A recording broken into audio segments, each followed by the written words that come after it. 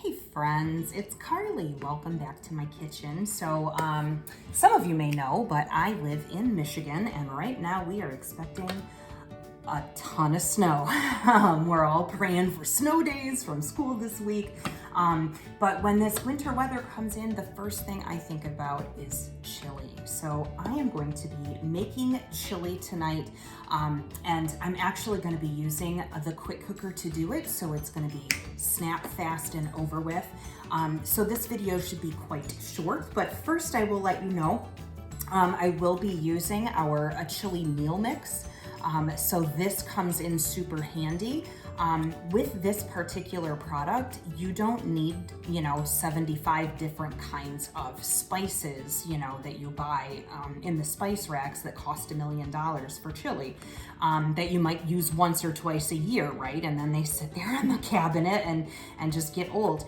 Our chili meal mix is specifically made for chili, so you don't have to have 15 different spices. Now, this is a mild chili mix, so everybody can eat this, kids and everything like that, just in case you're interested. But you can always add spice to it in the way of adding different hot sauces, or you could get a scoop of like chili powder or cayenne or something into your chili to add that little bit of spice. I keep mine pretty mild because I'm still serving young kids, but not everybody likes that mild. So the first thing, of course, you'll need is our chili meal mix. They do come in a pack of 3. So when you get this, it's not just 1 pouch, it's 3 pouches. You're going to need, I'm facing the things backwards so I don't product drop, but this is a can of red kidney beans. This is a can of crushed tomatoes. You can get just the crushed tomatoes, or you can get some that are seasoned, or made just for chili. This is, what is this? Oh, this is some beef broth. Now, the recipe on the back of this actually calls for just a cup of water, a cup and a half of water. I am going to use beef broth just to give it a little bit more flavor, but regular water is completely fine. This is a little jar of tomato paste. Of course, you want some onions. I'm going to use 1 medium-sized yellow onion. I'm going to use several cloves of garlic. I'm not really measuring out my garlic. It just kind of, when the voices in my head tell me to stop, that's what I do. If you wanted to put some green pepper into your green bell pepper into your chili, that absolutely would be phenomenal as well. My kids are not much into green peppers, so I kind of make my way around that. And then of course you're going to need a pound or so of ground beef. Now, you of course can use this chili mix and make it completely vegetarian as well, but I am going to make a meat chili tonight. So after you gather your ingredients, I'm gonna take you really quickly through how to put this all together. I am back here with my vegetables and ready to prep. I have just cut the onion down and taken the skin off. I used my Santoku knife, which is my absolute favorite knife. I used my garlic peeler to peel all of the garlic cloves. This is a great product. If you've never heard of a garlic peeler, definitely want to check this out. And then all I did was rinse off my kidney beans with my measuring colander here, and I have a little piece of paper towel underneath that just to catch any of the remnants. I'm going to use my beloved food chopper, and I'm just gonna chop these onions and garlic up. I could press the garlic, but for chili, I kind of want it to be a little bit more on the chunky side. Chili to me is kind of, I don't know, rustic. So I want things to be a little chunky. And of course, when it comes to the food chopper, the more you press the plunger, the finer the chop gets. So I don't have to do too much work with that. So this is all prepped, so I can put this to the side. And I want to demo one product really quickly that I haven't really talked about before, and it's our Smooth Edge can opener. This is one of those like slide under the radar products that I absolutely love. The first thing I'm going to show you is how to use it, because so many people are like, how do you do it? Some people are going at it on the side like other can openers. This one is specifically designed so you do not get those sharp edges on the cans. I can't tell you how many times I pulled one of those things up and just ripped a hole in my thumb or in my finger. So this actually goes on top of the can and it just kind of fits right there. Then you start to turn the handle and you'll feel it kind of grip onto the can. It gripped. Now I'm just going to turn this, and my can, of course, is turning around with it. Then you're going to feel it kind of give. It gets easier to twist that handle. To get it off, you'll see what I did was just reverse it and it releases. Now, do you see these little guys? Okay, those are my little grippers. And what those do is, instead of digging at this with your fingernails, use your little grippers, grip onto the can, and just pull it off, just like that. And you'll notice that there are no sharp edges on this can. There are no sharp edges on this can. So all I'm doing is just opening up all of these cans, and then I will be ready to go over and start putting this chili together. I'll see you over by the quick cooker. So we're over here at the quick cooker. I've moved all of my beautiful ingredients over here to make it accessible and very easy to grab. I'm going to show you how to operate the quick cooker with this particular method. First of all, it's just blinking. All it's doing right there is telling me that it's ready for instructions. So I'm going to take the top off. It sings me a little song because it loves me. Now, the first thing I'm going to do is I am going to cook my onions and garlic down. So what I want to do for that is I want the sear setting. So right now there's nothing lit up in blue here. Once I start turning the knob, things will start showing up. Right there, it's on steam. I'm going to put this over to sear. The little blue light indicates that it's on sear. Now, this will go for 20 minutes, but you can continue to, sear if you need to. You can also customize it, for how many minutes you want it. So if you only want a few minutes, you can do that. Or if you want more minutes, then you can customize that. So I'm gonna go ahead and press start. Now, this fabulous little bowl comes right out for easy cleaning, goes right into the dishwasher once you are finished. It is heating right now for the sear setting so that I can pre-cook my onions and garlic. And then of course I will be cooking my raw meat and doing that in just a minute.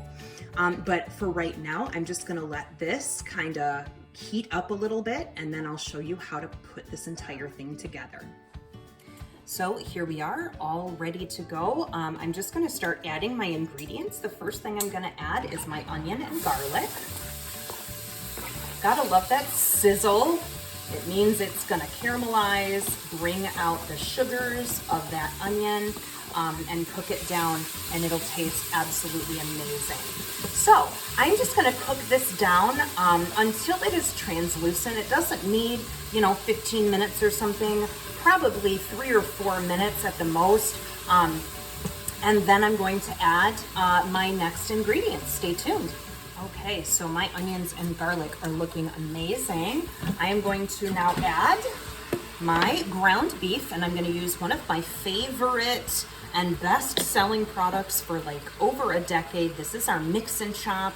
If you've never used the Mix and Chop, you ain't lived. I know it looks crazy. I know it looks, intimidating, but what does this do? Well, it breaks down ground meat like a boss. So basically what I do is just put the meat in there, and you're going to, sometimes I will go in twist, so I'll kind of go in and twist a little bit. That just helps, in my opinion, to break the meat up, but it's super easy anyway. So all I'm going to do here is break my meat up, and then I will start adding the rest of my ingredients. So stay tuned and I'll be right back. So my meat, onions, and garlic are all cooked. I'm specifically not adding any salt or pepper at this stage because we do have the chili seasoning packet that we're going to put in here, and I don't want it to become too salty. So I'll definitely taste this before I add any other things. Now, all I have done with my quick cooker is I've turned off the sear setting. It's still hot in there. You can obviously tell it's still sizzling. But to do that, I just press the cancel because I no longer want to sear. Pretty soon, I'm going to be actually using the quick cooker part of this, the pressure cooker. So now, I am simply going to add all of my ingredients. That was beef broth. That was tomato paste. This is crushed tomatoes. We have our red kidney beans. And then of course, our beautiful chili mix. I opened it and it smells just so delicious. It smells of cumin and oregano and black pepper and all of those delicious, delicious flavors. Now, ready for the bonus? Can you see it? Okay, so chili is really heavy with protein, yeah? So, I mean, you've got the beans in there, you've got the meat in there, but there's not a ton of vegetables in there. This is where I pull out my little secret friend here. This is our super veggie in our Enrichables line. This does not come in these tiny little packets. This is just one that I happen to have. But it comes in a larger pouch and it comes with a scoop. Basically, our Enrichables, we have pea protein, we have super veggie, and we have kale and fiber. They are great additions to so many of your, so many dishes that you already cook. These are available in a subscription. So if you want to give them a try, you can do 1 month, you can do 3 months, you can do 6 months. You can just give it a try for, the first time and see if you like it or if you don't like it. But the super veggie is going to go ahead and give this dish a kickstart of vegetables. You'll see that it's just a powder. It's kind of a light, maybe a tan color, maybe a pale yellow, however you want to see that. But because this is that color, it's not going to show up in my chili, so to speak. Nobody is going to even know it's in there. So I am just gonna incorporate all these ingredients together. It is already smelling absolutely amazing. I cannot wait to try this. So now I am going to show you how I am going to do this with the quick cooker. So I'm gonna grab the camera here and I'm going to show you how to do this. So I'm gonna take my lid and I put the lid sideways. You'll notice it's sideways. And then as soon as I pull it around, it gives me a little indication that it is on. Now I'm gonna come down, well, first of all, I wanna check and make sure there's no pressure in here. This is not pushed, it's flush. My icons line up here. I'm gonna come down and I'm going to look on my board here and I am looking for chili, and there it is. It says stew and chili. So now all I'm going to do is turn my dial until it gets to stew and chili. There it is. So it's going to take about 40 minutes. Chili could cook all day, and this is only gonna take 40 minutes. It's absolutely it's insane. So in that 40 minutes, first of all, I could go sit and read a book, or what I'm gonna do is actually make some cornbread in my brownie pan, because I love serving cornbread with my chili. So you press that. Now the whole thing is starting to heat up. The pressure is going to build and it is going to cook our chili just perfectly. I'll be back soon to show you the next step. Okay, friends, so my timer just went off. You can see it's at 0, so it is no longer pressurizing, but you can see that my red plunger is up, so this is still pressurized. So what I'm going to do now is I'm going to release the pressure in the pressure cooker. If you just leave this, the pressure will release by itself, but I want dinner faster. So you'll notice that the pressure release valve is nowhere close to the button, so you don't have to hit it with like a wooden spoon or something. You just press, it's gonna get loud for a second. You press and it releases all that steam. Once all of the steam has been let out, you'll notice that this little plunger will actually pop back down. So that is a visual indication that there's no longer built up pressure in the pressure cooker, so it would be safe to remove the lid. So while this has been cooking, I actually made some sweet cornbread in my brownie pan. We like our cornbread a little sweeter. I usually add, it calls for like a 1/4 cup of sugar. I actually do 3/4 cup of sugar because we're just those kind of people. If you want to get real fancy, you can put a little honey in there as well, just until the voices tell you to stop. And that makes a really nice, because this chili is going to be spicy. It's going to be, you know, very flavorful, and that nice soft cornbread with a little granule texture. And then also that sweetness just adds a really nice touch to the chili, you know, kind of balances it all out. So once this has finished steaming, or, you know, releasing all of that, you will see the plunger go down, and then I will be able to take the lid off safely. There are safety measures in place for this particular item. So one of them I just showed you.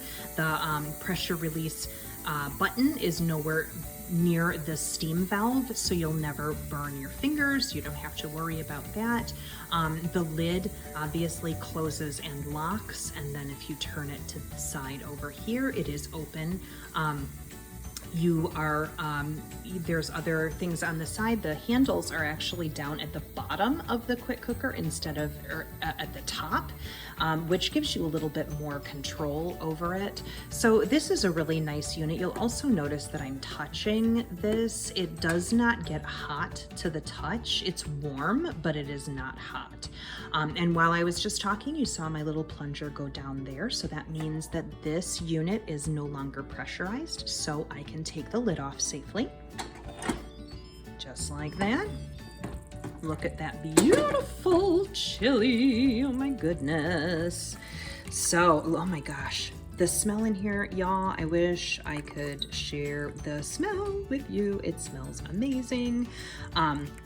So I am going to go ahead and plate this up. We are just about ready to eat. We are still expecting a huge snowstorm tonight, so this will be awesome. So when I come back, I will show you our dinner. Stay tuned. Here is the big reveal. I shredded some cheddar cheese and put that on the top, and then the little drizzle of white is all that is sour cream diluted with a little bit of water. It looks really fancy, but it's totally not fancy. And then there's that delicious sweet cornbread over in the corner, ready for some butter. People, doing homemade cooking doesn't have to be hard. It can be super simple. When you have the right tools and you believe in yourself, you can do this. This is so accessible. So I hope you learned something. I hope you got a hankering for chili and sweet cornbread now, and I'll catch you here next time. Thanks for watching. Bye.